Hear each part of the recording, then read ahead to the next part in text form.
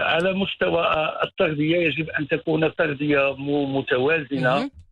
يجب أن تفوق تغذيتها 2500 من السعرات الحرارية، أن تعتمد على السكريات البطيئة الامتصاص، اهم. على الألياف، أن تتفادى يعني الدهنيات والمقليات والمشروبات الغازية التي تزيد من أعباء الجهاز الهضمي، اهم. خصوصا في الفصل الأول من الحمل.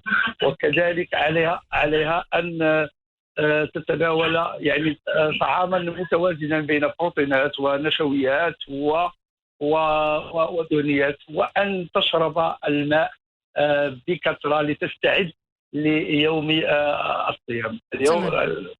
وأن إذا كانت تتناول بعض الأدوية أن تكيف تناول هذه الأدوية مع فترة الصيام، اهم. وأن تتفادى المنبهات، الشاي، القهوة، يعني كثير من يعني تتناول غذاء صحيا متوازنا.